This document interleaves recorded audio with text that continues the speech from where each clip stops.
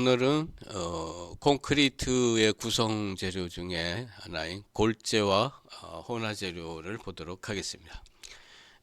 골재는 결국은 콘크리트나 모탈 속에 그 입상 재료, 즉 덩어리로 들어가는 재료를 골재라고 부르고 있습니다. 뭐 우리가 일반적으로 얘기할 때는 뭐 모래나 자갈을 의미하죠. 쇠석이라고 하는 거는 암석을 깨서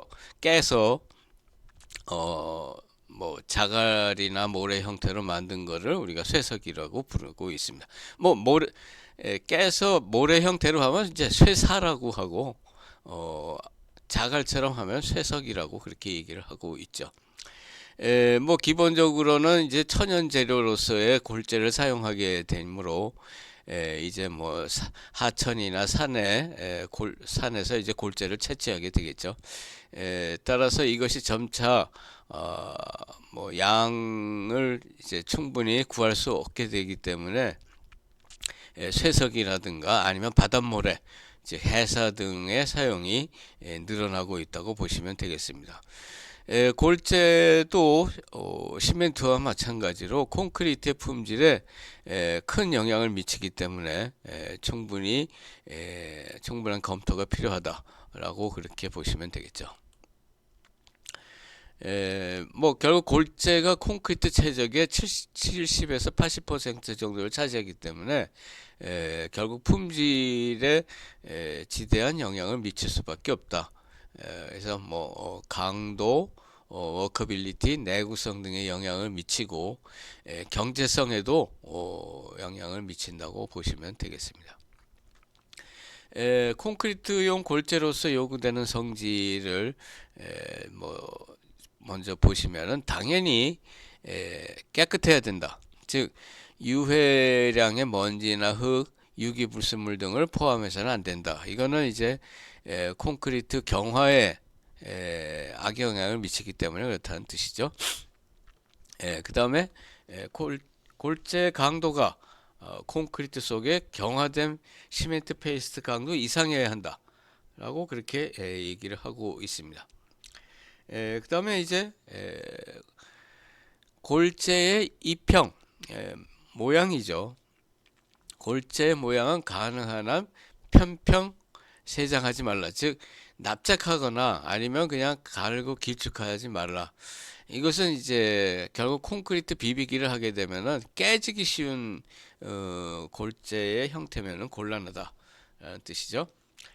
또한 장골재의 경우에는 씻기 시험 손실량의 3% 이하일 것. 씻기 시험을 했을 때 완전히 흘러내려가서 손실이 되는 양이 3% 이하여야 한다. 입도는 조립에서 세리까지. 조립은 이제 입자가 굵은 거에서부터 입자가 가는 것까지 연속적으로 균등히 혼합되어 있을 것. 결국 뭐 이것은 콘크리트가 나중에 그 하나의 덩어리로서 있을 때 가능한 한 그 공극이 적어라라는 뜻이죠. 그다음에 장골재는 유기불순물 시험에 합격해야 한다. 즉 유기불순물이 결국은 콘크리트 경화에 악영향을 미친다는 뜻이죠. 그 다음에 장골재의 염분 허용 한도는 0.04% 이하일 것. 이거는 결국 염분 자체가 실제로 콘크리트 경화에 영향을 미치지는 않습니다. 도리어 염분이 함유되면 콘크리트 경화를 더 촉진하는 효과도 있습니다. 그러나 문제는 이제 철근이죠. 철근이 이제 부식될 우려가 있기 때문에 염분의 허용 한도를 규정을 하고 있습니다. 근데 왜 그러면 장골재만 그것을 얘기하고 있느냐? 굵은 골재에서는 즉 자갈과 같은 굵은 골재에서는 그러한 성분이 이렇게 흡착될 가능성이 별로 없다는 뜻이죠. 그런데 이제 장골재의 경우에는 이러한 유기불순물이라든가 아니면 염분이라고 하는 게 흡착되어 있을 가능성이 있기 때문에 그렇게 얘기하고 있습니다.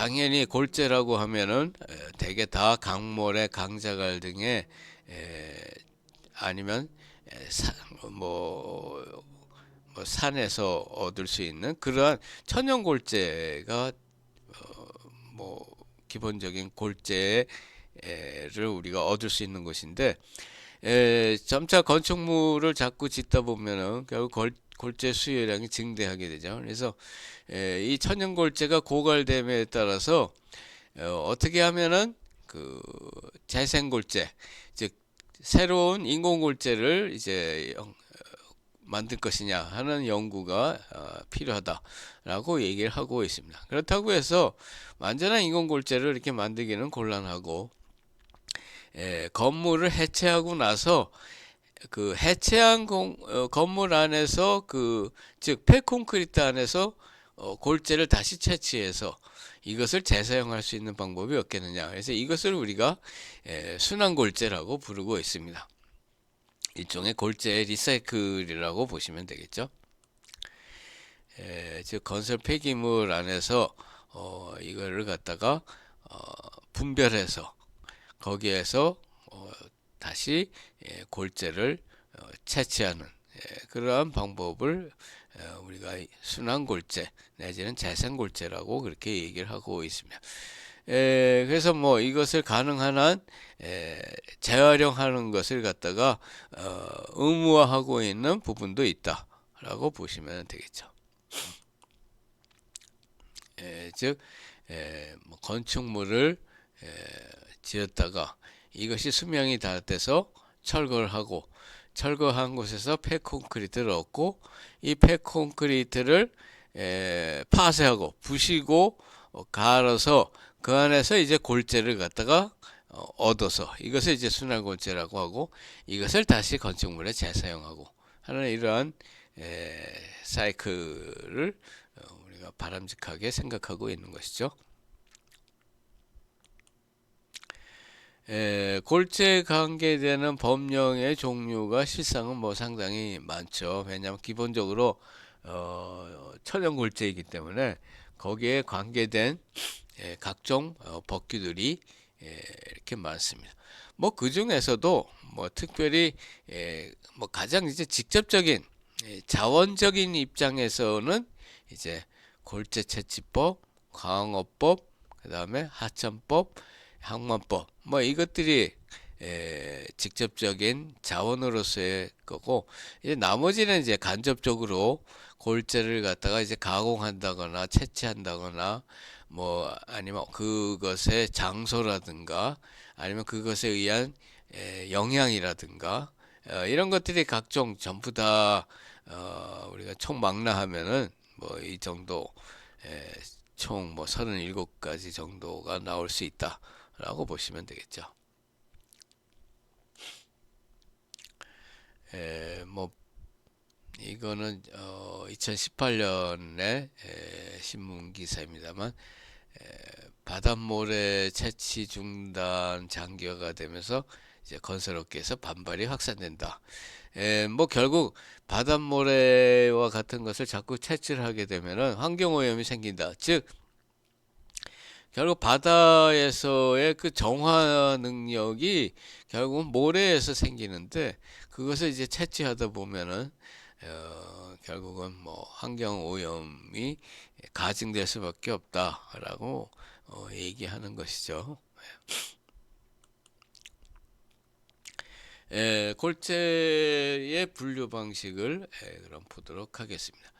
우선 이제 크기로서 구별하는 거죠. 뭐 이미 앞에서도 잠시 언급했습니다만, 장골재와 굵은 골재, 한자로는 이제 세골재와 조골재라고 얘기를 하고 있습니다. 뭐 통상 모래와 자갈이라고 얘기를 하지만 이것은 뭐 정확한 이제 분류는 아니고, 장골재라고 우리가 하면은 5mm 망채, 채죠. 채에서 채를 쳤을 때 중량으로 85% 이상 통과되는 골재를 우리가 장골재라고 하고, 굵은 골재는 5mm 망체의 중량으로 85% 이상 잔류되는 골재를 말합니다. 즉 장골재와 굵은골재는 뭐 실상 어떠한 그한 구운이라고 할까? 한 무대기 안에서 이것이 장골재냐, 굵은 골재냐를 판단하는 것이지, 이렇게 한 개 한 개 갖고 얘기하는 것이 아니다. 그래서 전체적으로 봐서 이것을 갖다가 5mm 채를 기준으로 85% 이상 통과되는 그 골재의 덩어리면은 뭐 이것을 장골재라고 하고, 85% 이상 나오면 이것이 이제 굵은 골재다라고 얘기한다는 점이죠. 그 다음에 이제 비중, 뭐 즉 무게로서 분류하는 방법이 있습니다. 물론 일반 골재 보통 비중 2.5 정도의 것을 갖다가 우리가 보통 골재라고 하고, 비중 2.0 이하의 골재를 경량골재, 3 이상을 이제 중량골재라고 그렇게 부르고 있습니다. 뭐 그래서 경량골재는 당연하게도 콘크리트, 경량 콘크리트에 이제 사용되는 것이고, 중량골재는 당연히 이제 뭐 중량 콘크리트에 이제 사용되는 거라고 보시면 되는데, 뭐 목적으로 따지면은 뭐 경량 콘크리트는 무게를 가볍게 한다거나 아니면 약간 단열 효과를 요구할 때 경량 콘크리트 쓰고, 이제 중량 콘크리트라고 하는 거는 대개 뭐 철광석이나 이제 중정석 등을 써야 이제 무게가 비중이 나가죠. 그래서 비중을 크게 하는 이유는 방사선 등을 이제 차폐하기 위해서, 방사선 등이 통과가 어렵게 하기 위해서 이제 그 중량 골재를 쓴다라고 그렇게 이해하시면 되겠죠. 그래서 뭐 대개는 뭐 원자력 시설에 사용되는 차폐형 콘크리트에 사용되는 것이 일반적이다라고 그렇게 보시면 되겠죠. 그다음에 이제 천연골재와 인공골재가 있는데, 천연골재는 천연의 상태에서 그대로 채취한 것을 천연골재라고 하고, 인공골재라고 하면은 뭐 천연에서 얻었다고 할지라도 이것을 재가공해서 만든 것을 인공골재라고 합니다. 그래서 아까 얘기한 것처럼 쇠석이라든가 쇠사, 이것은 이제 인공골재에 포함이 된다라고 그렇게 보시면 되겠죠. 그 다음에 이제 그 골재와 유사한 재료로서 이제 고로슬래그 시멘트가 있었습니다만, 고로슬래그도 일종의 골재로서 우리가 사용이 될 수도 있다. 그 다음에 이제 혈암이라든가 점토 등을 갖다가 이제 소성해서 만든 인공 경량 골재가 있습니다. 결국 일종 그 팝콘처럼 약간 튀어서 이제 가볍게 만든 거죠. 그래서 인공 경량 골재가 있다라고 그렇게 보시면 되겠죠. 지금 좌측과 우측을 보시면은, 우측은 일반적인 보통 골재를 사용한 일반 콘크리트, 보통 콘크리트고, 좌측은 여기 보시면은 까만 게 있습니다만, 이 경량골재죠.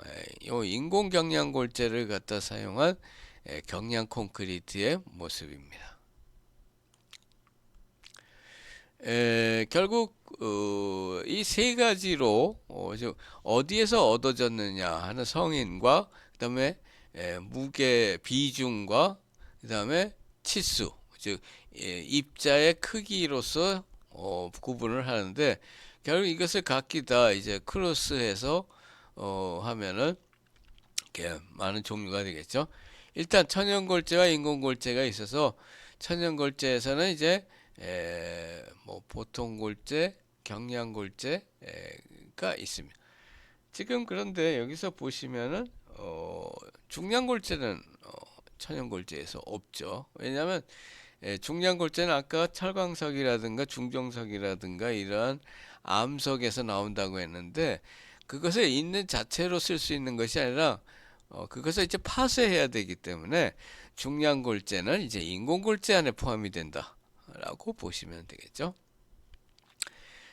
물론 경량골제는 이제 천연 상태에서의 경량골제도 존재하기 때문에 이제 뭐 부석과 같은 것들이죠. 뭐 화산재라든가 뭐 이런 것들, 이런 것들은 이제 천연상에 있기 때문에 경량골제가 천연골제 안에 있다. 그래서 천연골제에 보통골제, 장골제와 굵은골제가 있고, 경량골제, 장골제와 굵은골제, 그 다음에 인공골제에서 보통, 경량, 중량으로 나뉘고, 또 다시 각기 장골제와 굵은골제로 이렇게 구별이 된다 라고 그렇게 보시면 되겠죠.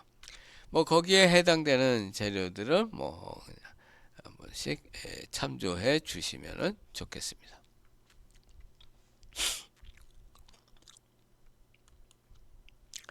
이것은 지금 천연 강모래입니다. 지금 역시 가장 좋은 것은 강모래와 강자갈이 가장 좋죠.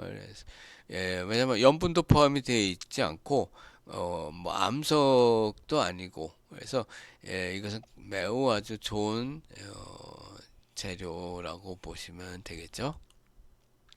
입자도 고르고 사용하기 아주 적합합니다. 거기에 비하면 요거 이제 쇠석이죠. 깬자갈이죠.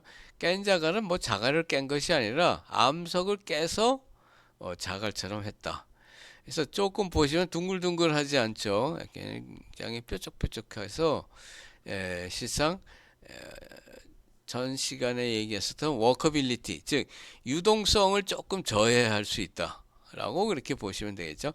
둥글둥글한 강자갈은 굉장히 유동성이 좋다 라고 보시면 되겠죠. 이것이 지금 깬자갈이죠. 쇠석입니다. 쇠석. 요거는 쇠사, 깻모래죠.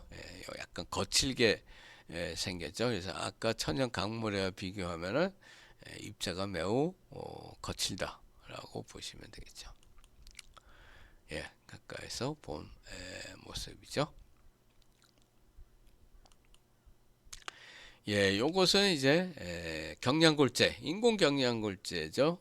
이거는 튀겨서 즉 소송해서 만든 경량골제입니다. 마치 뭐 팝콘처럼 생겼습니다만, 요거는 이제 경량골제, 장경량골제죠. 이것이 이제 굵은 골제고, 이것이 장골제고. 골제 품질을 보겠습니다만, 뭐 아까도 얘기가 있었습니다만, 골제의 경우에 요구 조건을 다시 한번 여기 표로서 한번 보시면 되겠죠. 한편 여기에 있는 표에 있는 내용은 KS에서 규정하고 있는 보통 골제 품질이다 라고 보시면 되겠고, 굵은 골제와 장골제로 구분이 되어 있으며 절검 비중이 2.5 이상이다. 뭐 2.5 정도, 2.5에서 2.6까지 정도라고 보시면 되는데, 절검 비중은 수분이 완전히 제거된 상태죠. 수분이 완전히 제거된 상태의 비중을 절검 비중이라고 한다. 그래서 이것은 비중이라고 하는 것은 결국은 단위 최적분의 무게죠.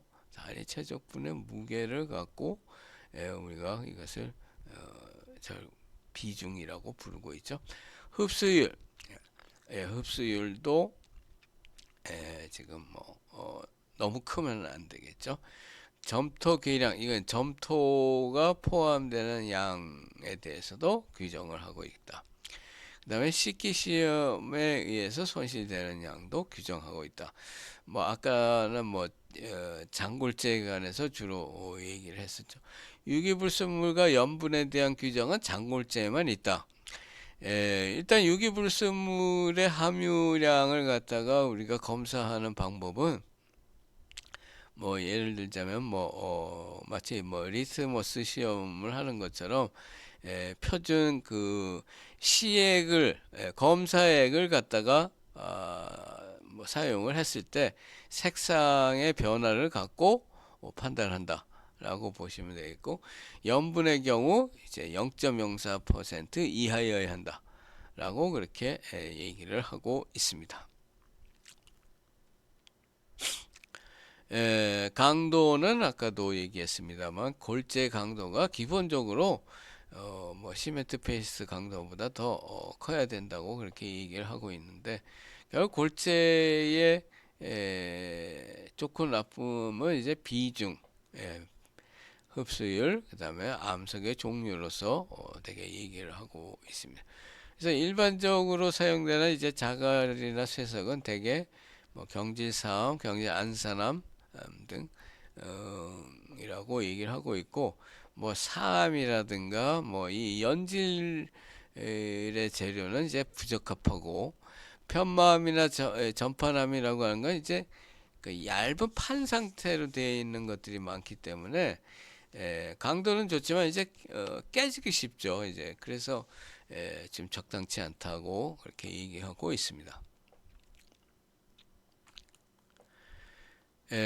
흡수율에 관한 얘기를 보시면, 물론 흡수율에 대한 규정이 있었습니다만, 흡수율의 그에 따른 상태가 실상 여러 가지 있죠. 목재에서도 얘기를 했었습니다만, 수분이 전혀 함유되지 않은 상태를 우리가 절건 상태, 그 다음에 골재 표면까지도 물이 이제 흡착되어 있는 상태, 수평 상태, 그 다음에 내부에는 이제 물이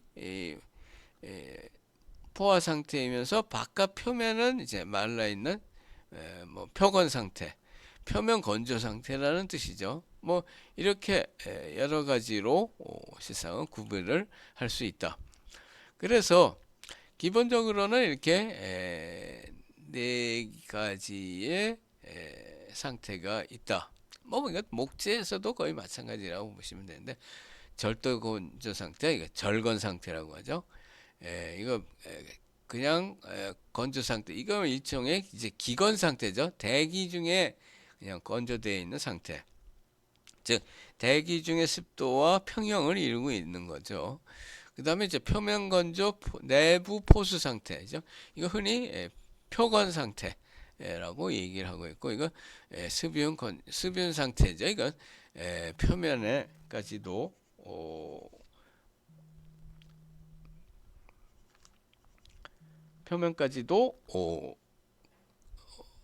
수분이 흡착되어 있는 상태를 얘기하고 있습니다. 지금 이 네 가지 상태, 이건 뭐 수분 상태, 이거 건조라고 얘기하기엔 좀 곤란하죠.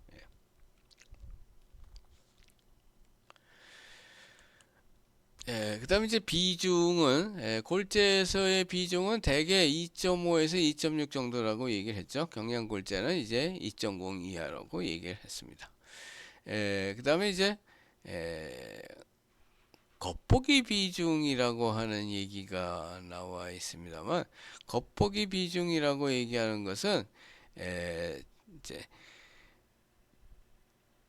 절건 비중 및 표건 비중량을 이제 표건 상태로 나눈 것을 얘기를 해서 절건 비중과 표건 비중이 있다라고 그렇게 얘기를 하고 있습니다. 그래서 이제 일반적으로 비중이라고 하면은 이제 이론적으로는 완전 절건 비중이죠.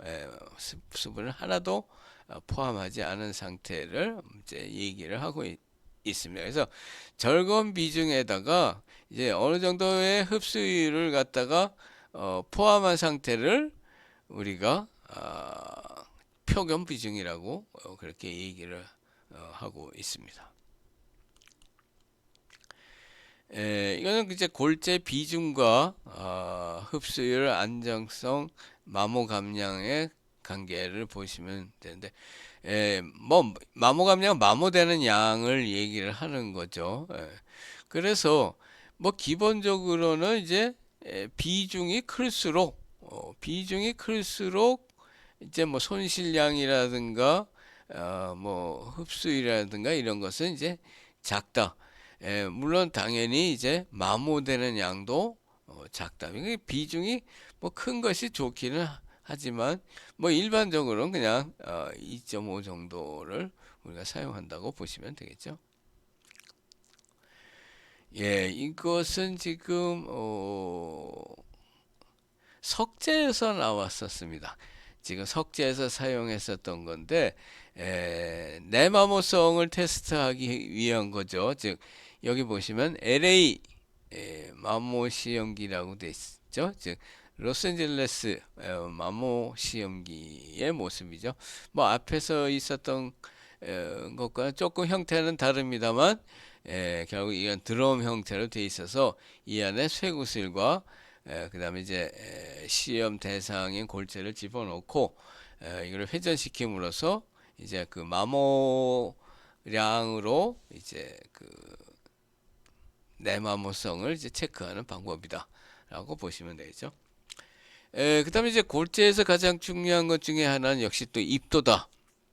결국 골재에서 그 입자의 분포 상태를 이제 얘기하는 것이 결국 입도라고 보시면 되겠죠. 그래서 입도가 어떻게 되어 있는가? 뭐 단일 입자로 지금 형성이 되지 않고 전체적으로 이제 여러 입자가 포함이 되어 있죠. 그래서 그 입도 분포가 어떻게 되느냐에 따라서 결국은 그 콘크리트의 품질이 좌우된다. 라고 그렇게 보시면 되겠죠. 그래서 그 입도가 어떻게 되어 있는가를 판단하는 가장 간단한 방법은 뭐냐? 입도 분포 곡선을 그리는 거죠.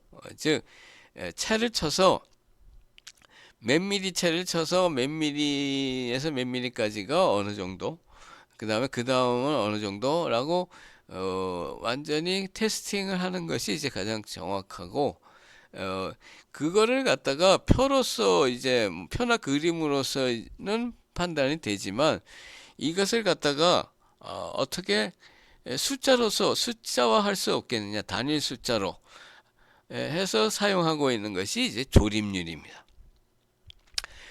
조립률에 대한 설명은 이제 뒤에 했고, 그 다음에 이제 굵은 골재의 최대 치수, 특히 건축에서는 콘크리트의 품질 규격 안에 들어가 있는 것이 이제 굵은 골재 최대 치수라고 그렇게 보시면 되겠죠. 뭐 미리 말씀드리면은 건축물 안에서 굵은 골재 최대 치수는 일반적으로 25mm, 25mm를 최대 치수로 규정하고 있습니다. 그래서 뭐 입도라고 파인네스라고 되는데 우리 파인 더스트라고 하면 이거 그 미세먼지죠. 미세먼지 파인 더스트라고 부르고 있습니다. 그래서 입도라고 하는 것이 이제 골재 대소립이 혼합되어 있는 정도고 그것이 이제 콘크리트의 품질 등에 영향을 미친다. 그 다음에 그것이 이제 주된 내용이고 입도 시험은 이제 기본적으로 체 분석 시험으로 하는데 결국 콘크리트 골재용 체의 종류 이것을 기억해야 되죠. 골재용 체 치수가 있는데 장골재용 체와 굵은 골재용 체가 있습니다. 장골재용 체가 0.15mm서부터 0.3, 0.0, 1.2, 2.5, 5 이렇게 6개의 지금 체가 있죠. 그다음 굵은 골재용 체 5, 10, 15, 20, 25, 30, 40 이렇게 지금 7개의 체가 있습니다. 지금 보시면은 아시겠지만 5mm 채를 지금 결국 경계치로 하고 있다. 경계로 하고 있는 것을 보실 수 있겠죠. 지금 그래서 장골재용과 굵은 골재용 채가 지금 나와 있습니다. 지금 거기에 보면 이제 부름치수라는 말이 있는데 부름치수는 뭐 우리가 흔히 얘기하는 호칭치수죠. 말할 때는 이제 뭐 이렇게 0.15mm 채다라고 얘기하지만 실제 채의 간격은 이렇게 되죠. 0.149. 왜냐하면 채의 그 두께가 있기 때문에, 채 눈금의 두께가 있기 때문에 실제 치수는 요건데, 편의상 우리가 이거는 그 부르는 치수다 해서 호칭 치수 내지 부름 치수라고 부르고 있습니다. 여기에 대해서 아까 얘기를 했었습니다만, 건축용에서 대개 굵은 치수는 이렇게 5에서부터 실상 5에서부터 있죠. 50, 15, 20, 25, 30, 40. 이거를 넘어가는 실은 40을 넘어가는 것은 어떻게 보면 토목 구조용이죠. 토목 구조용이고 건축 구조용은 뭐 40까지라고 보시면 되겠습니다. 한편 여기에 숫자가 이제 빨갛게 칠해져 있는 것이 있습니다만, 요거는 아까 잠시 얘기한 조립률, 조립률이라고 하는 것을 산정할 때 사용하는 채의 종류입니다. 그래서 조립률 산정용은 여기 보면 장골재용이 6개죠. 그래서 굵은 골재용, 물론 이거 중간에 포함되어 굵은 골재용이 지금 하나, 둘, 셋, 넷 합쳐서 총 10개의 채를 10개의 채를 조립률이라고 하는 것을 산정하는 데 사용이 된다 라고 그렇게 일단 이해해 주시면 좋겠습니다. 이거는 이제 그 채가름 분석을 하는 방법이죠. 실험실에서 지금 채의 종류가 지금 이렇게 나와 있죠. 지금 10개의 채가 있습니다. 눈금이 각기 이거 굵은 것부터 가는 것까지 있죠. 그래서 이걸로 실은 분석을 하는 거죠. 여기 지금 이제 저울이 있죠. 결국 저울로 분포량을 확인을 한다라고 보시면 되겠죠. 그래서 뭐 한 번에 이제 검사하는 방법은 위에는 가장 굵은 채를 하고 맨 밑에 이제 가는 채를 하면 위에서부터 이제 붓게 되면은 굵은 골재부터 걸리죠. 걸리고 해서 맨 밑에 아주 미세한 골재까지 이렇게 내려간다고 보시면 되겠죠. 그래서 그거를 갖다가 골재를 담은 상태에서 이거를 이제 흔듭니다. 지깅이라고 부르는데, 마구 결국 흔들어서 골재가 이렇게 빠져나가게 만드는 거죠.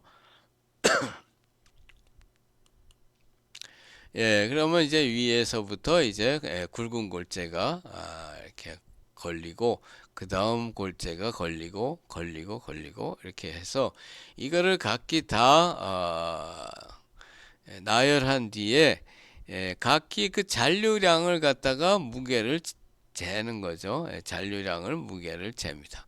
무게를 재서 이거를 이제 그래프로 만들면은 그 채가름 분석표가 지금 입도 분포 곡선이 만들어진다 라고 그렇게 이해하시면 되겠죠. 물론 그 무게를 잴 때는 일단 버켓의 무게는 빼야 되니까 버켓이 올라간 상태에서 이거를 이제 제로로 맞춰두고 그 다음에 각 채에 남은 무게를 이제 잰다라고 보시면 되겠죠. 이렇게 채별 잔류량의 중량을 이제 계측을 해서 얼마씩 남았는가를 이제 이렇게 그래프로 표시를 하는 거죠. 뭐 지금 여기는 뭐 3종의 형태가 나와 있습니다만 뭐 결국 이렇게 그래프로 각기 표시를 하게 된다. 뭐 대충 콘크리트 골재는 뭐 S자로 이렇게 완만한 것이 좋다라고 흔히 그렇게 얘기를 하고 있습니다.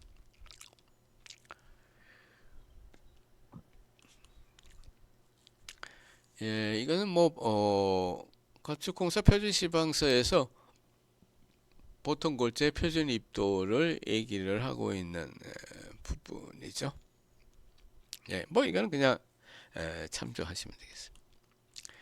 그 다음에 아까 설명했었던 이제 조립률이 나오죠. 예, 조립률은 fineness modululus라고 그렇게 얘기하고 있습니다. 실상 그 골재의 전체적인 형태를 분포 상태를 알기 위해서는 물론 곡선을 입도 분포 곡선을 그리는 것이 가장 정확한데 이거를 뭔가 말로 표현을 할 수 없는가, 단일 지표로 얘기할 수 없는가 해서 만들어진 것이 이제 조립률이다. 그래서 각 체에서 뭐 지금 물론 토목을 따지면 80가지입니다만 건축에서는 이제 9개 체의 누가 잔류율, 즉 이렇게 잔류율을 이렇게 누가해서 만든 합계를 100으로 나눈 값을 우리가 조립률이라고 규정을 하고 있습니다. 결국 조립률을 그래서 100으로 나눈 값이 나오면은 그 숫자가 나오는데 그 숫자로 결국 숫자가 이제 커지면은 굵은 골재고 숫자가 작아지면은 이제 장골재에 가깝다라고 보시면 되겠죠. 그래서 자갈이나 쇠성은 대개 뭐 6에서 7 정도 나오고 모래는 2에서 3 정도고 3 이상이면 이제 굵은 모래, 뭐 2 이하면 가는 모래 이렇게 단일 숫자로서 전체적인 골재의 상황을 표현하는 값이다 라고 그렇게 이해해 주시면, 그래서 이 조립률은 이렇게 기억해 주셔야겠죠. 9개의 체에 누가 잔류율이라고 되어 있는 거는 앞에 체에서 남은 것까지 다 더해서 점차 더해가는 거죠. 그래서 누가율이라고 합니다. 해당 체에만 남은 값이 아니고 앞에 것까지 누가한다는 뜻이죠. 그래서 누가 잔류율은 이거는 이제 각 체에 아까 체가름 분석을 해서 남으면은 예서 5mm 체에 0.4가 남았고 2.5에 0.3이 남았고 1.2에 2.3%가 남았다고 하면은 누가 잔류율로 따지면은 여기서 0.4고 여기 2.5mm에서는 앞에 남은 것까지 포함해서 0.7이죠. 또한 그 다음에서는 또 누가 해서 앞에 거를 다 합해서 결국은 3, 또한 그 위에 거 다 합쳐서 20.2. 그래서 점차 위에 거를 다 누가 해서 값을 얻은 것을 100으로 나눈 값이 곧 조립률이다. 그래서 지금 조립률이 여기에서 보면 1.85가 나왔다. 이건 굉장히 가는 모래라는 뜻이죠. 전체적으로 가는 모래다 라고 그렇게 이해할 수 있다는 뜻입니다. 만약에 5mm 망체에 다 걸렸다, 100% 다 걸리고, 그럼 밑에 아무 하나도 안 걸리겠죠. 그런데 조립률로 따지면은 이거를 다 누가해서 더하죠. 누가해서 더하니까 여기도 100이고 여기도 100이고 계속 이제 100이 나오죠. 계속 100이 나오니까 나중에 다 더하면 이제 6이 나온다는 뜻이죠. 결국 600이 나옵니다. 그래서 600을 100으로 나누니까 뭡니까? 6이 나왔죠. 결국 6 그러면 뭡니까? 거의 굵은 자갈이다 라는 뜻이죠. 결국 맨 위에 다 걸쳤으니까. 반대로 물론 9개의 체가 되면은 뭐 당연히 900이 되겠죠. 반대로 맨 위에 굵은 체는 다 지나가고 맨 밑에 가서 다 남았다 라고 따지면 누가 잔류율이 계속 0이었다가 맨 밑에 와서 결국 100이 되죠. 그래서 100을 100으로 나누면 1밖에 안 나오죠. 이거는 가장 가는 모래다 라고 이렇게 우리가 이해할 수 있겠죠. 물론 100보다 작은 값은 당연히 존재하지 않겠죠.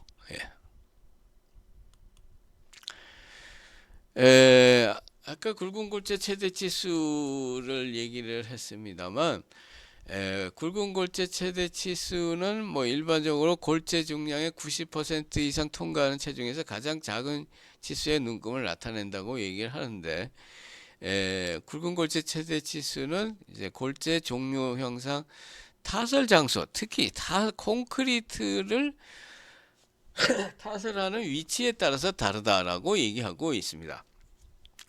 그래서 건축에서는 기본적으로는 25mm를 대개는 최대 치수를 하고 있고, 단 이제 예외로 기초에서는 40까지 규정하는 경우도 있다. 그러면은 굵은 골재 최대 치수가 갖는 의미는 뭐냐? 이것은 기본적으로 철근 콘크리트 안에서 철근 망이 있는데 그 망 사이로 골재가 다 지나가야겠죠. 결국 25mm 철근 간격이 25mm보다 커야 된다는 뜻이나 똑같습니다. 그래서 이 골재는 최대 치수를 25mm로 해서 결국은 철근 망 사이로 다 충분히 들어갈 수 있도록 들어가서 이렇게 완전히 이제 공극이 없도록 하기 위해서 결국은 굵은 골재 최대 치수를 정하고 있다 라고 그렇게 이해하시면 되겠습니다. 그래서 굵은 골재 최대 치수에 관한 얘기가 있었으면 결국 굵은 골재 최대 치수를 철근 간격의 5분의 4 이하, 그 다음에 최소 피복 두께 이하로 하고 있다. 피복 두께라고 하는 것은 이제 철근에서부터 콘크리트의 가장 외부 표면까지를 피복 두께라고 부르고 있습니다. 피복 두께의 의미는 철근이 노출되지 않게 하기 위한 것이 기본 목적이죠. 그래서 그 사이로도 결국은 골재가 들어가야 되죠. 그래서 굵은 골재는 철근 간격 사이로도 들어가야 되고 피복 두께 안으로도 들어가야 되기 때문에 그렇게 규정하고 있고, 그래서 굵은 골재 최대 치수는 철근 간격의 5분의 4 이하로 해야 들어간다.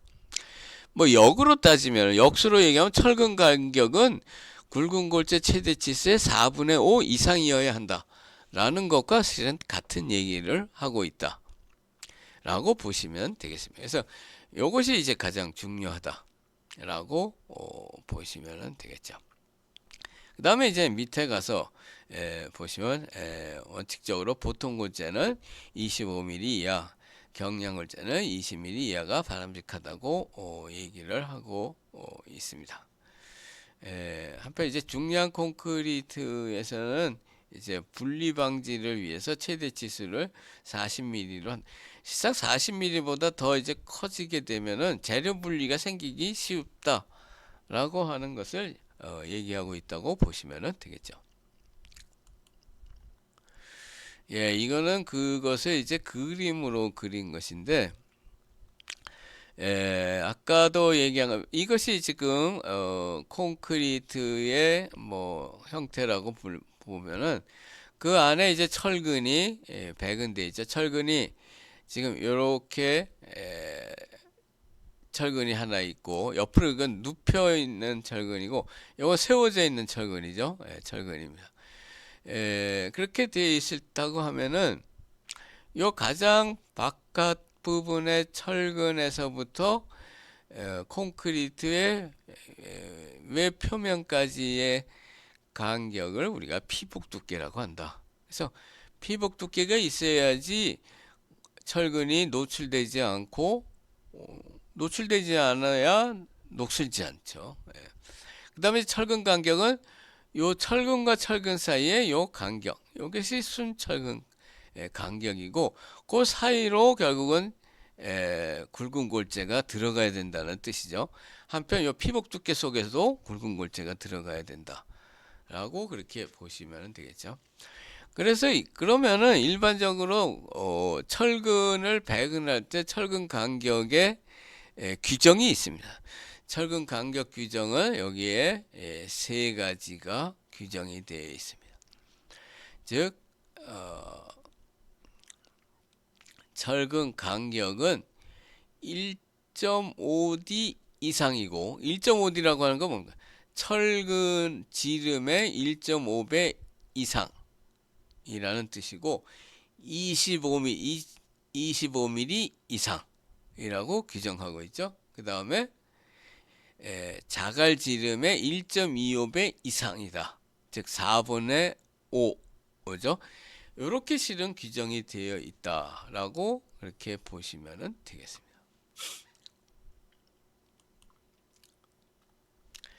예, 이평은 이제 뭐 이평이 좋아야지 결국은 그 콘크리트의 최적을 많이 차지할 수 있다라고 보시면 되겠죠. 이평이 나쁘면은 속에 공극이 잔뜩 생길 수 있다는 뜻입니다. 그래서 좋은 이평의 골재는 단위 시멘트량이나 단위 수량을 적게 할 수 있다.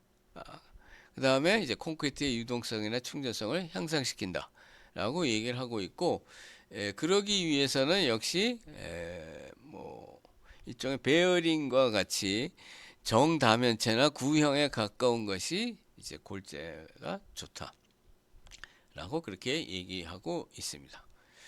이제 그래서 골재가 얼마나 그 많이 들어가느냐 하는 것이 이제 실적률인데, 실적률이죠. 그래서 실적률이 이제 골재의 이평이 좋은가 나쁜가를 판정하는 하나의 기준이 된다고 보시면 되겠죠. 그래서 단위 용적 중량으로 표시된다. 즉 단위 최적에 얼마나 많은 무게로 들어갔느냐가 결국은 실적률이다 라고 보시면 되겠죠. 그것을 이제 1에서 빼면 그것이 이제 공극률이죠. 공극률과 실적률을 더하면 결국 100%가 된다고 보시면 되겠죠.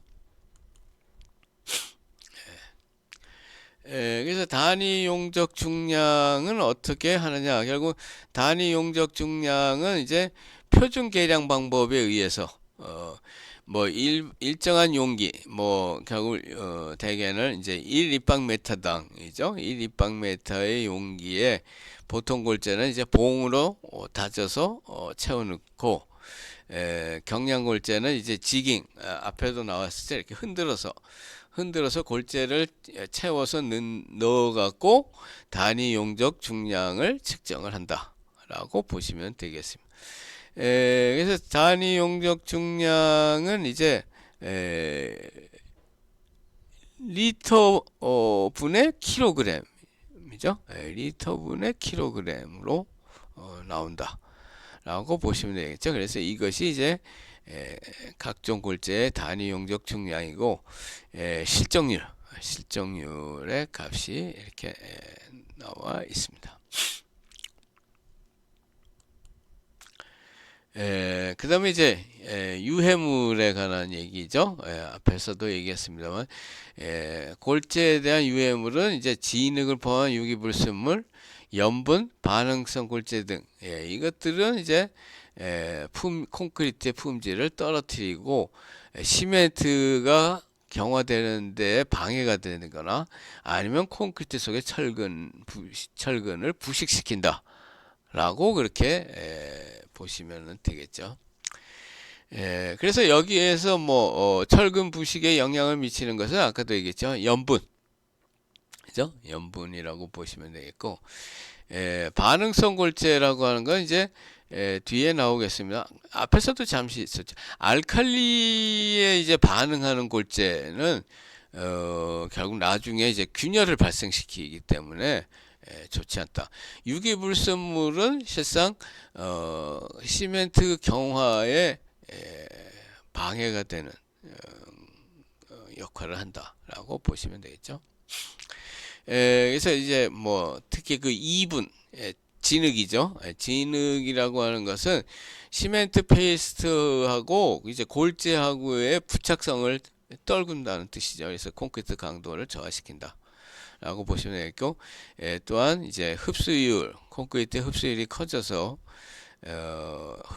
콘크리트가 물을 흡수를 하게 되면은 결국 겨울에는 흡수된 물이 이제 얼어서 팽창하죠. 팽창하면 이제 결국 콘크리트가 균열이 발생이 됩니다.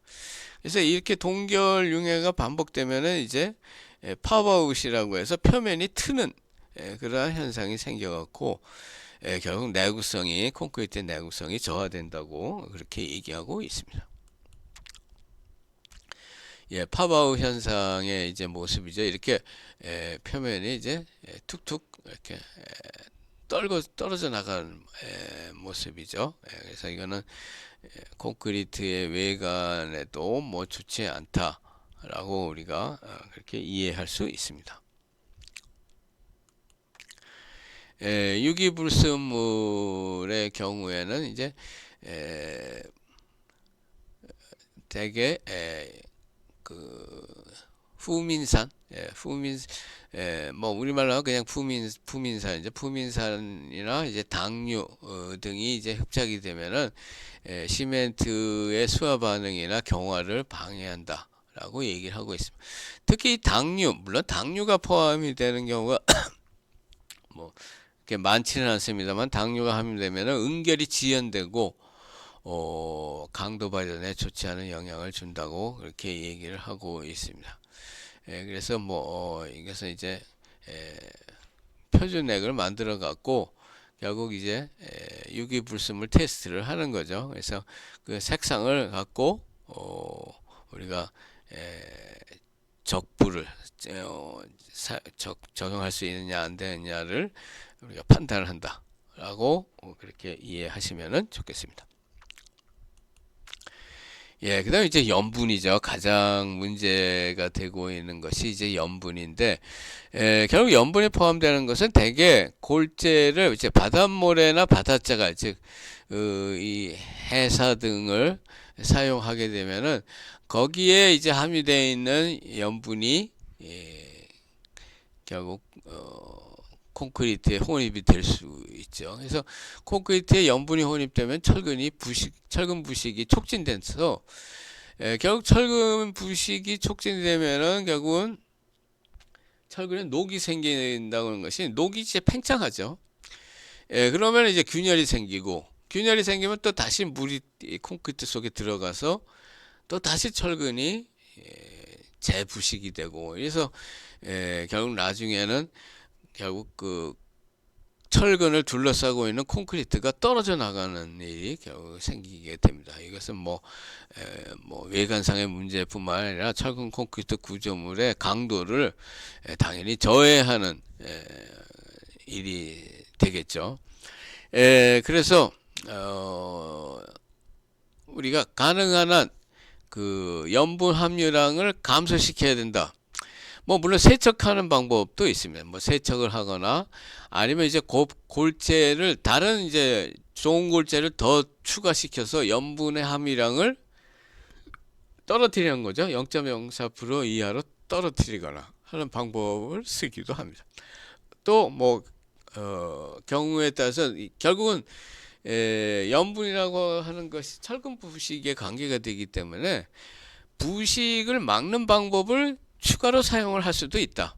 즉 물 시멘트 즉 콘크리트에 들어가는 물의 양을 이제 줄이거나 아니면 방청제 즉 철근이 녹슬지 않게 방청제를 쓰거나 아니면 피복 두께를 두껍게 해서 물이 침투하는 것을 어렵게 하거나 아니면 아연 도금 철근 즉 이미 뭐 도금을 한 철근을 쓴다거나 뭐 경우에 따라서는 그 합성 수지로 이렇게 피복된 철근을 쓰는 경우도 있습니다.